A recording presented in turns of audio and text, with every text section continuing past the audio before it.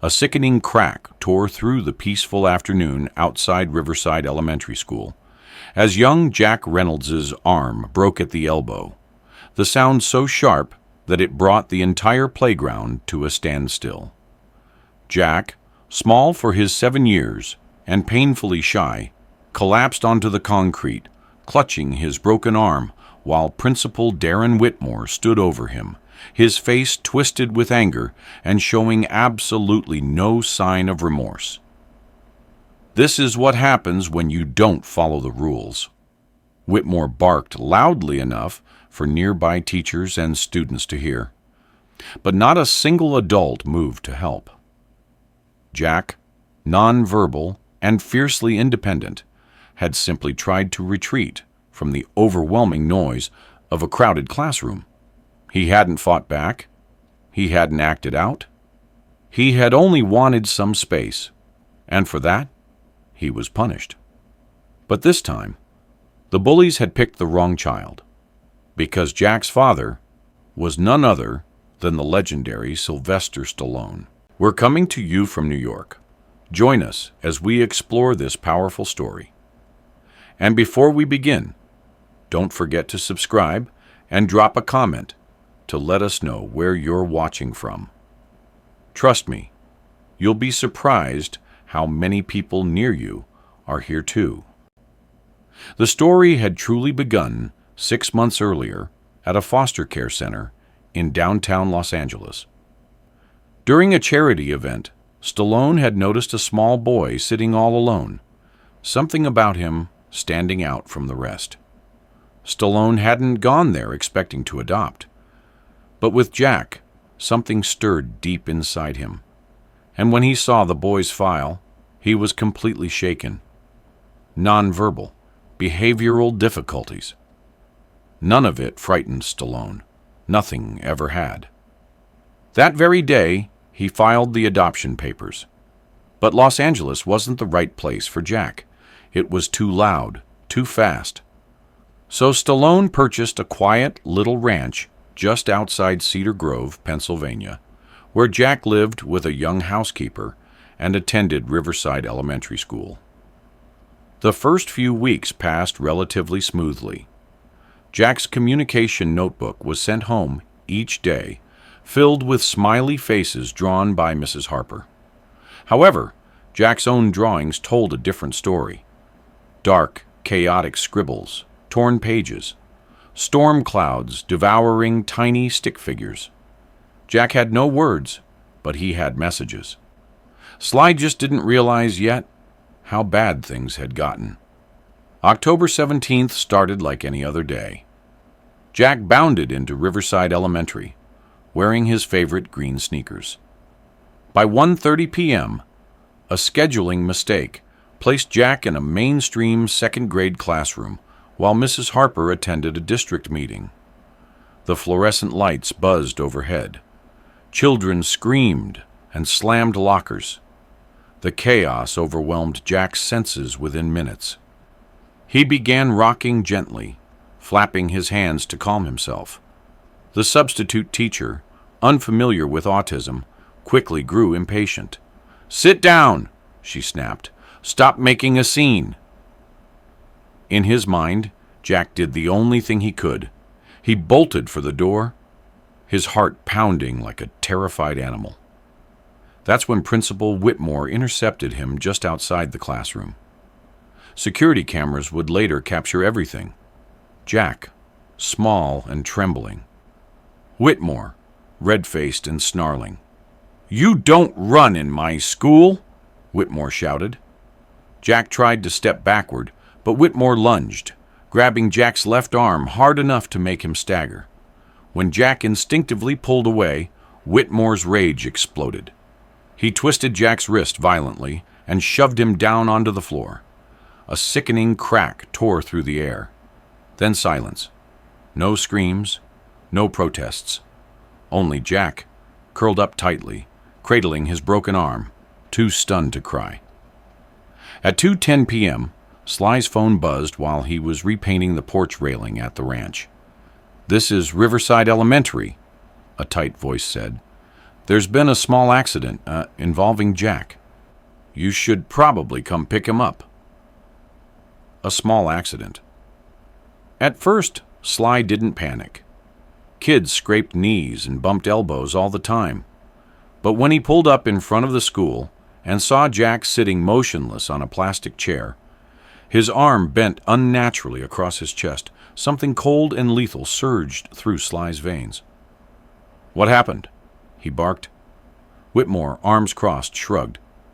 "He fell. These special kids, sometimes they're just clumsy." Sly crouched beside Jack. "Where's the nurse?" he demanded. "Gone for the day," Whitmore answered casually. Jack's tiny fingers twitched toward Sly's hand, that small broken gesture shattering any remaining doubt. Carefully, Sly lifted Jack into his arms. "We're leaving," he growled. At Cedar Grove General Hospital, the truth surfaced quickly. A complex fracture near the elbow, possible nerve damage, and an urgent need for surgery. Dr. Hayes, an orthopedic specialist, pulled Sly aside after reviewing the x-rays. "This wasn't a fall," he said bluntly. "This was trauma, deliberate force applied to the arm." Sly's face remained still, but inside, he was already preparing for war. Sly sat by Jack's hospital bed, his fists clenched so tightly that his knuckles turned white. Jack slept fitfully under a mild sedative, his small arm swaddled in layers of gauze and plaster. Every so often, a tiny whimper escaped his lips, barely audible. But to Sly, each sound felt like a hammer blow to the heart.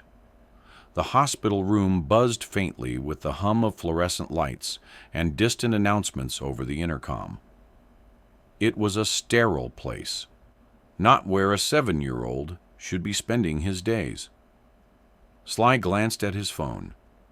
His lawyer, Martin Hale, a sharp former Marine turned attorney, had left 5 voicemails already. The local media was starting to sniff around. Word had leaked that something had happened at Riverside Elementary, and rumors about the Stallone kid were swirling. Sly didn't care about the press, not yet. His focus was on Jack, and on making sure no other child would suffer the way his son had. The next morning, Sly met Martin at a diner just off Main Street, a place that smelled of burnt coffee and over-fried bacon. Martin slid into the booth, dropping a manila folder on the table between them. "We've got the footage," he said without preamble. "A kid, Ethan Parker, recorded it on his phone. His dad, Rick Parker, pulled the footage from the security system too. You're not gonna like what you see, but it's airtight." Sly watched the video without touching his coffee. He saw Jack, so small, so confused. He saw Whitmore's fury, the violent grab, the brutal twist, the way Jack folded silently to the floor. Sly's jaw worked as he fought the instinct to put his fist through the Formica tabletop. Martin leaned in. "We take this to the school board, to the cops, to the media, all of it. Full assault." Sly nodded slowly. "No settlements, no NDAS. Already told 'em where they could shove their checkbook," Martin said grimly. By noon, Sly had organized a meeting at the Cedar Grove Community Center. Word spread faster than wildfire. Parents, teachers, local reporters, even the mayor's secretary showed up. Principal Whitmore arrived late, flanked by 2 members of the school board, trying to project confidence. But the tension in the room was thick enough to cut with a knife. Sly stood at the front, dressed simply in jeans and a worn leather jacket, Jack seated beside him in a wheelchair, his broken arm propped carefully on a cushion. Ethan Parker stood by the projector, laptop ready. No speeches, no grandstanding. Sly simply gestured for Ethan to start the footage. The room held its breath as the screen flickered to life. They watched Whitmore seize Jack, saw the boy struggle instinctively, saw the deliberate, vicious twist. The crack echoed even through the low-quality recording. Some people gasped. Others covered their mouths. When the video ended, silence hung heavy in the air. Whitmore opened his mouth, but no words came out. A woman in the back of the room, a mother clutching a baby to her chest, finally broke the silence. "He should be arrested," she said, her voice shaking with rage. Murmurs of agreement rippled through the crowd. Another parent stood up. "If he did that to my kid, I'd be in jail right now for what I'd do back." More voices joined in, louder now, angrier. Whitmore raised his hands in a placating gesture. "This situation is being handled administratively. There's no need for hysteria." Sly stepped forward, his voice low but carrying across the room. This wasn't a misunderstanding. It wasn't an accident. This was assault on a defenseless child. He looked straight at Whitmore, who paled visibly. "And it's gonna be handled publicly." By the end of the night, local TV stations were running the story. Sly gave one brief statement outside the community center. "No child deserves to be hurt for being different. No parent deserves to fear sending their kid to school. We'll fight this. We won't be silenced." The next days blurred into each other. A formal police investigation was launched. Whitmore was placed on unpaid leave. The superintendent released a statement expressing deep concern and pledging full cooperation. Parents organized protests outside the school, waving homemade signs that read, "Protect our children and justice for Jack." Meanwhile, Jack struggled. The trauma had deepened his silence. At home, he retreated into himself, refusing to engage even with the small rituals he had once loved. His coloring books, his backyard sandbox, his evening walks with Sly around the neighborhood. Sly tried everything. He read Jack's favorite superhero stories aloud. He set up an art easel in the sunniest corner of the living room. He even invited a therapy dog to visit. Jack remained distant, trapped behind invisible walls. Late one evening, after Jack had finally fallen asleep, Sly sat on the back porch, nursing a cold cup of coffee and staring out at the darkened fields.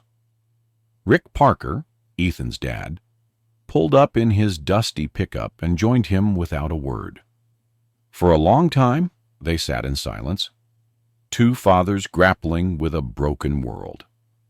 Finally, Rick said, "You know, folks around here, they don't like change. They don't know what to do with a kid who doesn't fit their mold." Sly nodded. "I don't want Jack to change. I just want him safe." Rick took a sip from his thermos. "You're doing more than that. You're teaching this whole town what real strength looks like." Meanwhile, Whitmore wasn't giving up without a fight. Through his lawyer, he released statements painting himself as a victim, claiming he had been attacked by an out-of-control child and had only acted to protect himself and others. Some local papers, especially the older conservative ones, ran sympathetic pieces. Veteran principal's career ruined by overzealous Hollywood star. But the tide was turning. Social media lit up. Parents from neighboring towns shared the video. Advocacy groups for autism and disability rights picked up the cause. National outlets began calling. Stallone's foster son assaulted in school headlined on CNN, sparking outrage far beyond Cedar Grove. Donations poured into a legal fund. Letters and drawings from children across the country arrived at the small-town post office, addressed simply to Jack, Pennsylvania. Despite all of this, Jack's recovery was painfully slow. His cast came off after 8 weeks, but physical therapy was grueling. Worse was the emotional damage. Sly watched helplessly as Jack flinched at sudden noises, refused to leave the house, and curled into a ball whenever anyone but Sly tried to approach him. Desperate, Sly called in a favor from an old contact. Dr. Lisa Monroe, a renowned child trauma specialist from New York, who agreed to come to Cedar Grove for a few weeks. Their first session was rocky. Jack refused to even look at Lisa. He turned his chair to face the wall, humming quietly under his breath. Lisa didn't push. She simply sat nearby, flipping through a sketchbook filled with blank pages. After an hour, she left the sketchbook and a box of markers beside Jack's chair and left without a word. The next morning, Sly found a single drawing left on the kitchen table. It was crude, childlike. A small figure, arms broken and drooping. A larger figure standing over him, scowling. But in the corner, almost hidden, was another figure. A man with big arms and kind eyes, crouched down to the boy's level. Hope stirred, fragile but real. In the weeks that followed, Jack's sketches began to change. At first, they were still full of dark figures and twisted shapes, but slowly, cautiously, brighter colors crept in. Patches of blue sky, green grass underfoot, the faint outline of a dog wagging its tail. Sly pinned each drawing up along the hallway, turning the house into a quiet museum of Jack's healing.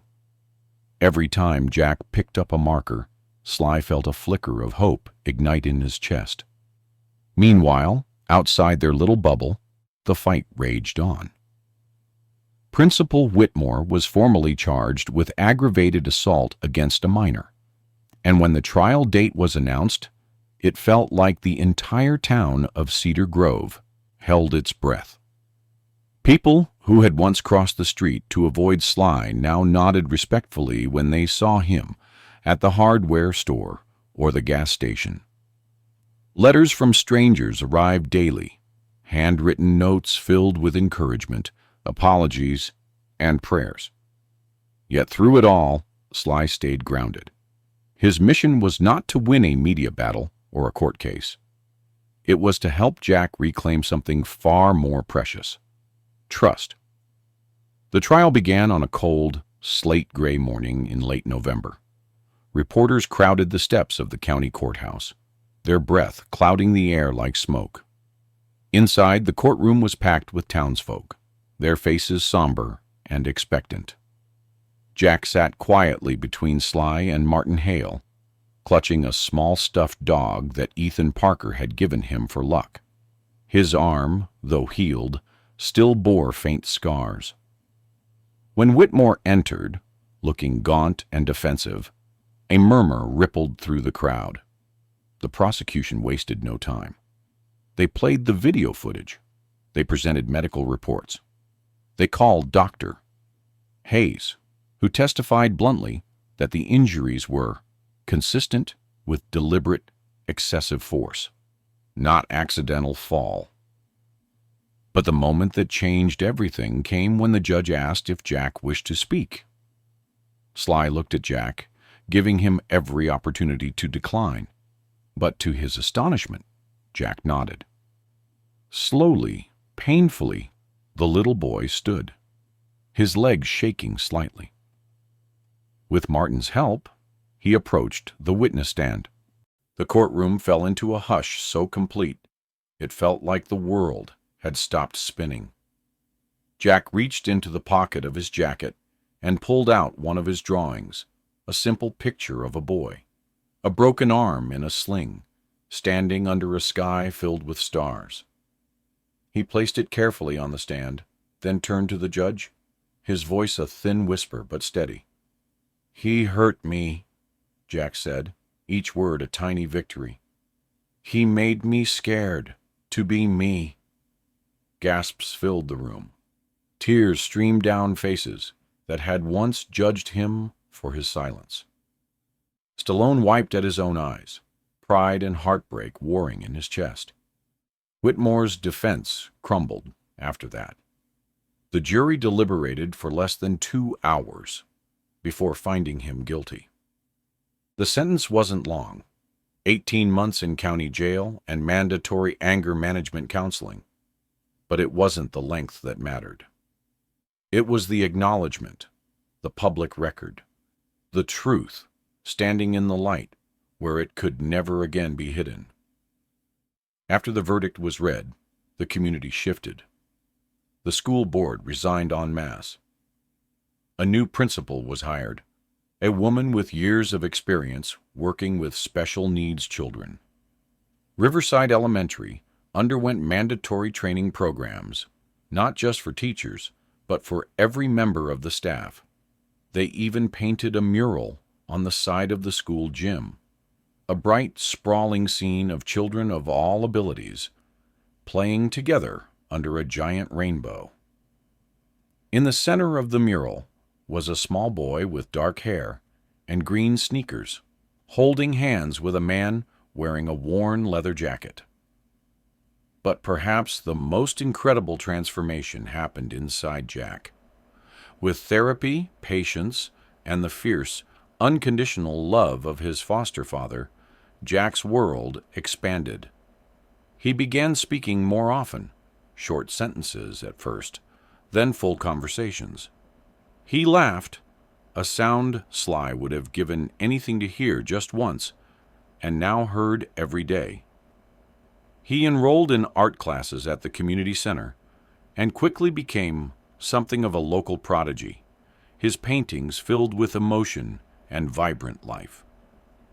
At one art show, hosted for the children of Cedar Grove, Jack unveiled a piece titled Brave Heart.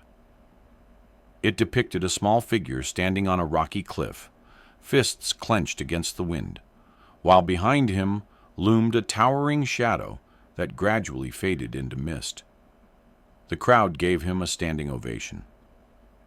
After the show, a reporter from the Philadelphia Inquirer asked Sly why he had chosen to step away from Hollywood for so long. Sly just smiled and put his arm around Jack's shoulder. "I didn't step away," he said. "I stepped toward something better." Jack beamed up at him, his trust written clearly across his face for the world to see. Life in Cedar Grove continued. It was not perfect, no town ever is, but something fundamental had shifted. Parents became more vigilant, more compassionate. Schools adapted, integrating sensory-friendly spaces and communication aids for all students. The library started offering programs for neurodiverse children. Even old Mr. Grady, who had once grumbled about kids these days, now volunteered to read stories every Thursday afternoon, always saving a seat for Jack. As winter melted into spring, Jack and Sly spent their weekends exploring the hiking trails around Pine Creek Gorge, Pennsylvania's own Grand Canyon. Jack loved the endless expanse of trees and the hawks soaring overhead. One sunny afternoon, sitting together on a bluff overlooking the river below, Jack turned to Sly with a solemn expression. "You didn't have to stay," he said softly. Sly chuckled, ruffling Jack's hair. "Yeah, kid, I did. You needed me." Jack shook his head, the faintest smile tugging at his mouth. "You needed me, too." Sly stared at him, heart swelling with a pride so fierce it almost hurt. "Yeah," he said, voice thick. "Yeah, I did." That summer, Cedar Grove hosted its first ever Autism Awareness Festival. There were art displays, sensory-friendly rides, music performances, with quiet spaces for kids who needed breaks. Jack painted the event's official poster, a sprawling tree whose branches held not just birds and flowers, but tiny depictions of children from all walks of life, some in wheelchairs, some with hearing aids, some holding paintbrushes or books. At the base of the tree, he painted a man lifting a boy high onto his shoulders, letting him see over the world. Beneath it, Jack wrote in careful block letters, "Everyone deserves to be seen." The festival was a triumph. Families came from across Pennsylvania and neighboring states. News crews filmed segments not about tragedy, but about triumph. Jack gave a short, shy speech, thanking everyone who had believed in him. Sly stood off to the side, arms crossed, sunglasses hiding the tears that welled up as Jack's voice rang out clear and sure across the gathered crowd. Later that night, back at the ranch house, Jack curled up on the porch swing beside Sly, watching fireflies blink lazily across the yard. "Hey, Dad," Jack said, and the words still felt like a miracle every time. "Think we can build a bigger studio? I want to paint something huge." Sly grinned. "Anything you want, champ. We'll build it together." Jack smiled and rested his head against Sly's side, and for a long time neither of them spoke, content to sit in the quiet, wrapped in a peace they had fought so hard to earn. Somewhere far away, in the darkened fields, a lone coyote howled.